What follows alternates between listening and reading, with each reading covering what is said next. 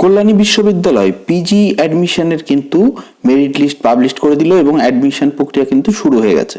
তো সেই অ্যাডমিশন প্রক্রিয়ায় নিজের নামটি আছে কি না সেটা কি করে জানবে, এবং অ্যাডমিশন লিস্ট ওয়ানে কতদূর পর্যন্ত ভর্তি প্রক্রিয়া চলবে মেরিট লিস্টের, তো সেটা কিভাবে তোমরা নিজেদের মোবাইল থেকেই দেখবে, সেটা নিয়ে আজকের এই ভিডিওটি। তোমরা ভিডিওটি স্কিপ না করে পুরোটি দেখতে থাকো, এবং তার পাশাপাশি বলে রাখি তোমরা কি করে অ্যাডমিশন নেবে সেটাও কিন্তু বলে দেবো।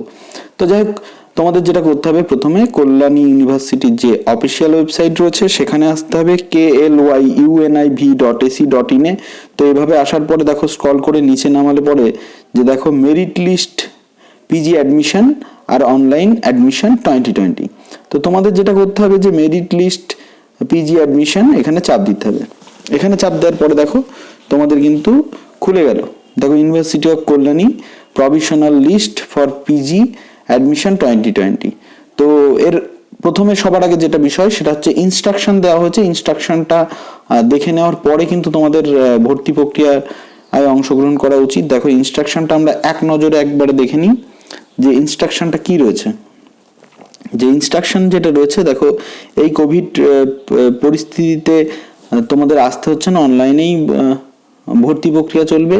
ক্যান্সেলেশন বলে যে বি নম্বর রয়েছে, যে all admission will be provisional, মানে প্রত্যেকটা অ্যাডমিশনে কিন্তু provisional subject to physical verification. যে ফিজিক্যাল ভেরিফিকেশন যখন হবে তখন কিন্তু তোমাদের যদি ডকুমেন্টেশনে প্রবলেম হয় তাহলে কিন্তু তোমাদের অ্যাডমিশন প্রক্রিয়াটা ক্যান্সেল হয়ে যাবে, এবং সেক্ষেত্রে কিন্তু ইউনিভার্সিটি কোনো রকম রিফান্ড করবে না। এবার দেখো 2 নম্বর, incorrect information and rank in merit list.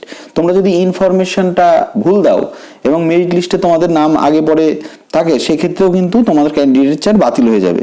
তো payment of admission fees should only be deposited by the candidate whose name appear in admission list. তো অ্যাডমিশন লিস্টে যে সমস্ত শিক্ষার্থীর বা স্টুডেন্টের নাম রয়েছে তারাই শুধুমাত্র অ্যাডমিশন ফিসটা দিতে পারবে, এবং তার পাশাপাশি দেখে নেবে অ্যাডমিশন লিস্টে তোমার নাম আছে কিনা। তো প্রবলেম অফ ভেরিফিকেশন যদি থাকে তাহলে পরে তোমাদের যদি কোনো কিছু প্রবলেম ইন ভেরিফিকেশন বলে কোনো লাল কালি দিয়ে থাকে তাহলে পরে তোমরা verification@KLYUNIV.ac.in এ 2/12/2020 অর্থাৎ 2 ডিসেম্বরের মধ্যে কিন্তু তোমরা তোমাদের মেল পাঠিয়ে দেবে এই মেল আইডিতে। এবার দেখো তোমাদের যে মোটামুটি ফিস জমা দেওয়ার জন্য তোমাদের যেটা করতে হবে, একদম সামনের হোম পেজে আমি দেখিয়ে দেবো যে হোম পেজে গিয়ে তোমাদের অনলাইন ফি পেমেন্টে চাপ দিলে পরে তোমাদের সেই দেখো ওয়েবসাইট হচ্ছে KLYUNIV.ac.in। তো ওখানে চাপ দেওয়ার পরে তোমাদের যেটা করতে হবে, তোমাদের কিন্তু খুলে যাবে মোট যে অনলাইন পেমেন্ট সিস্টেম রয়েছে সেটা কিন্তু খুলে যাবে। এবং তার পাশাপাশি বলে রাখি যে পেমেন্ট কিন্তু 27 তারিখ অর্থাৎ ফার্স্ট অ্যাডমিশন যেটা লিস্ট চলছে সেটা কিন্তু 27 থেকে 29 তারিখের মধ্যেই করতে হবে। 27শে নভেম্বর থেকে 29 তারিখের মধ্যেই করতে হবে।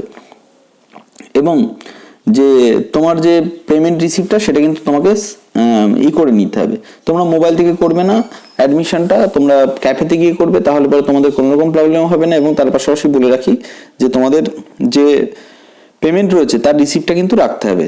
যদি কোনো প্রবলেম হয় যে ফিস রিলেটেড কোনো বিষয়ে, তাহলে FDKU 2014 অর্থাৎ 2014 FDKU 2014@gmail.com তোমাদের 30শে নভেম্বরের মধ্যে কিন্তু রিপোর্ট করতে হবে, এবং স্ক্যান করে ডকুমেন্টস পাঠিয়ে দেবে, তোমাদের যে প্রবলেম হচ্ছে বা প্রবলেমটা লিখে দেবে। তো দেখো অ্যাডমিশন লিস্ট 1 কিন্তু 27 তারিখে পাবলিশড হয়েছে। প্রযুক্তিগত কারণে অনেক রাতেই দেখা গিয়েছে, যাই হোক সেটা নয়, 27 থেকে 29 তারিখ কিন্তু অ্যাডমিশন লিস্টটা মানে ভর্তি চলবে অ্যাডমিশন 1-এর, এবং তার পাশাপাশি 29 তারিখে কিন্তু 29 তারিখ লাস্ট, এবং অ্যাডমিশন লিস্ট 2টা কিন্তু পরবর্তীতে এই ওয়েবসাইটেই কিন্তু দিয়ে দেওয়া হবে, তোমাদের ফলো রাখতে হবে। এবং তোমরা শিক্ষাকুটিতে ফলো রাখবে, আমরাও সেকেন্ড লিস্ট আসলে পরে দিয়ে দেবো। এবার তোমাদের যে বিষয়টি আসছে দেখো, যে এবার আমরা দেখে নিই যে দেখো ফার্স্ট অ্যাডমিশন লিস্ট প্রত্যেকটা সাবজেক্টের কিন্তু বেরোয়নি এখনো, মোটামুটি যে কটা সাবজেক্টের বেরিয়েছে, এবং প্রত্যেকটা সাবজেক্টের বলে রাখি এখানেই কিন্তু বেরোবে। তো অ্যাডমিশন লিস্ট দেখো botany, computer science, economics, ফকলোর, food nutrition, library and information science, MCOM, microbiology, philosophy, physiology, political science, rural development, Sanskrit, sociology এবং তার পাশাপাশি বেশ কিছু যে ইন্টারডিসিপ্লিনারি প্রোগ্রাম রয়েছে, পিজি প্রোগ্রাম, যেমন genome science, data science, nano science. তো তাদেরও কিন্তু অ্যাডমিশন লিস্ট বেরিয়ে গেছে। তো অ্যাডমিশন লিস্ট 1 এটা, এবং তার পাশাপাশি এখনো সব সাবজেক্ট বেরোয়নি, যেমন বেঙ্গলি বেরোয়নি। যাই হোক, আমরা পলিটিক্যাল সায়েন্সটা দেখে নিই, যে পলিটিক্যাল সায়েন্সটা আমাদের ডাউনলোড করাই ছিল। যে পলিটিক্যাল সায়েন্সটা দেখো যে কীভাবে তোমরা দেখবে নিজের। দেখো, first list PG program in political science, 80% home এবং 20%। তো হোম এবং আদার্স উভয়েরই কিন্তু এটা ফার্স্ট মেরিট লিস্ট। তো এবার বলে রাখি, দেখো সিরিয়াল নাম্বারগুলো দেওয়া রয়েছে মেরিট লিস্টে। তো তোমাদের যে মেরিট লিস্টটা পাবলিশ হয়েছে, কি করে মেরিট লিস্টটা দেখবে সেটাও আমরা দেখিয়ে দিয়েছি। তোমাদের নাম কততে রয়েছে তোমরা নিজেরা জেনে যাবে। তো দেখো, তো ইউআর অর্থাৎ আনরিজার্ভ ক্যাটাগরিতে যে রয়েছে, আনরিজার্ভ ক্যাটাগরিতে ইউআর 2, এখানে সবকটা ইউআর 2 তোমার মোটামুটি যেখানে মেরিট লিস্ট রয়েছে তার পাশে কিন্তু তোমার এই কোডটা দেয়া আছে। ইউআর মানে আনরিজার্ভ 2, আনরিজার্ভ 3, আনরিজার্ভ 5, 6, 7, 8, এভাবে পরপর যেতে যেতে দেখো যেটা রয়েছে সেটা হলো একদম 58 পর্যন্ত। আনরিজার্ভ ক্যাটাগরি 58 পর্যন্ত টাকা হয়েছে। এবং তার পাশাপাশি দেখো প্রবলেম ইন ভেরিফিকেশন। তো প্রবলেম ইন ভেরিফিকেশন ইউআর 4। তো এই ইউআর 4 অর্থাৎ যে আনরিজার্ভ ক্যাটাগরিতে লিস্ট 4-এ রয়েছে তাকে কিন্তু ডকুমেন্টসগুলো মেল করতে হবে, যে ভেরিফিকেশন @KLYUNIV.com কিন্তু তাকে মেল পাঠাতে হবে 2 তারিখের মধ্যে। তো আমরা তো ইনস্ট্রাকশনে বলেই দিয়েছি সেটা। তো এবার দেখো, তারপরে এসসি লিস্টে কিন্তু যেটা হয়েছে 22 পর্যন্ত টাকা হয়েছে। এসসি লিস্টে 22 পর্যন্ত টাকা হয়েছে, এবং 20-র নামটা কিন্তু নেই। 20-রও কিন্তু ভেরিফিকেশনে প্রবলেম আছে, সেই কারণে ভেরিফিকেশনের মেল পাঠাতে হবে। এবার তারপরে এসটি দেখো, এসটিও কিন্তু এসটি 2, 3 আর লিস্ট 1 যে রয়েছে তারও কিন্তু প্রবলেম ভেরিফিকেশন রয়েছে, তাকেও মেল পাঠাতে হবে। তো ওবিসি লিস্টে শেষ নেমেছে 6, আর পিডব্লিউডি অর্থাৎ ফিজিক্যালি ডিসেবল যারা রয়েছে তাদের 4 নেমেছে, ঠিক আছে, 4 পর্যন্ত নেমেছে।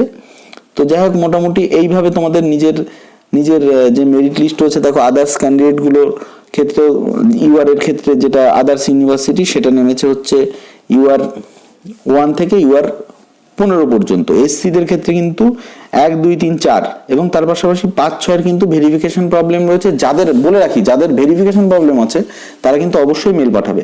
এইভাবে তোমরা তো দেখে নিলে যে তোমাদের মেরিট লিস্টগুলো বেরিয়ে গেল। এবার ভর্তি প্রক্রিয়ার সময় তোমাদের যেটা করতে হবে সেটা দেখে নাও, যে তোমাদের যদি এবার প্রভিশনাল লিস্টে নাম থাকে তাহলে পরে তোমাকে যেতে হবে অনলাইন অ্যাডমিশনে। তো অনলাইন অ্যাডমিশনে গিয়ে তোমরা যদি অনলাইন অ্যাপ্লিকেশন ক্লোজ লেখা রয়েছে, লগ ইন আইডি দিয়ে তোমাদের অ্যাপ্লিকেশন আইডি দিয়ে এবং পাসওয়ার্ড দিয়ে যখন লগ ইন করবে তখনও কিন্তু তোমাদের পে নাও বলে একটা অপশন আসবে। এবং তার পাশাপাশি বলে রাখি, যদি না আসে তাহলে পরে তোমাদের যেটা করতে হবে, তোমাদের এই হোম পেজে গিয়ে অনলাইন ফিস পেমেন্টে চাপ দিতে হবে। ফিস পেমেন্টে চাপ দেওয়ার পরে এরকম একটা ইন্টারফেস আসবে, দেখো, ঠিক আছে। ইনস্ট্রাকশনগুলো ভালো করে পড়ে নেবে। ভালো করে পড়ে নেওয়ার পরে তোমাদের যেটা করতে হবে, এটা হচ্ছে পেমেন্ট ইনস্ট্রাকশন রয়েছে। তারপরে তোমাকে যেটা করতে হবে অনলাইন ফি পেমেন্ট এখানে কনফার্ম করে ফর্ম ফিল আপগুলো করতে হবে।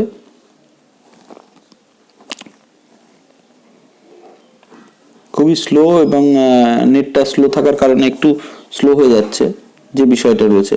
তো এবার অনেকেই আমাকে জিজ্ঞাসা করেছিল যে ভর্তি হতে কত টাকা লাগবে। তো ভর্তি হতে কত টাকা লাগবে সেই রকম ইনস্ট্রাকশন এখানে ওয়েবসাইটে দেয়া নেই।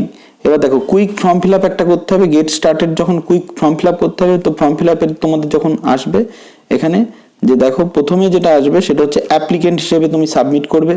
সাবমিট করার পরে যে বিষয়টা আসবে যে ভর্তি প্রক্রিয়ার অনেক রকম রয়েছে। দেখো, তোমাদের যদি পিজি ক্যাটাগরি হয় তাহলে PG and others courses admission ফি 2020-21 এখানে চাপ দিতে হবে।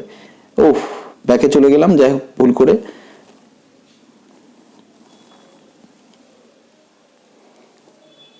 যাক, 1 মিনিট। যেখানে যেটা আমাদের আসলো সেটা হচ্ছে অ্যাপ্লিকেন্টে চাপ দিতে হবে। চাপ দেওয়ার পরে পরবর্তীতে যেটা আসলো পিজি অ্যাডমিশনে গো করতে হবে। গো করলে পরে তোমাদের এরকম একটা চলে আসবে। দেখো, বেসিক ইনফরমেশন, স্টুডেন্ট ডিটেলস। এই স্টুডেন্ট ডিটেলসে গিয়ে চাপ দিলে পরে ক্যান্ডিডেট নাম আসবে, গার্জিয়ান নাম, application ID, mobile number, email ID, category, তারপর হচ্ছে whether name is both combined list and reserve list, তো দুটো লিস্টে নাম আছে কিনা, যদি এসসি হয় তাহলে কম্বাইন্ড লিস্টেও থাকবে এবং রিজার্ভ লিস্টেও থাকবে। তারপরে হচ্ছে এই সবগুলো ফিল আপ করার পরে কিন্তু তোমাকে এখানে ইনস্ট্রাকশনে ক্লিক করে তারপরে তোমাকে পরের পেজে যেতে হবে। পরের পেজে গেলে কিন্তু তোমরা কত টাকা দিয়ে ভর্তি হতে হবে সেটা কিন্তু জেনে যাবে। তো যাই হোক, আজকের মতন এ পর্যন্তই। কল্যাণী বিশ্ববিদ্যালয় এবং পশ্চিমবঙ্গের যাবতীয় বিশ্ববিদ্যালয়ের আপডেট পেতে তোমরা অবশ্যই শিক্ষাগুরু চ্যানেলের সঙ্গে থাকো। ধন্যবাদ।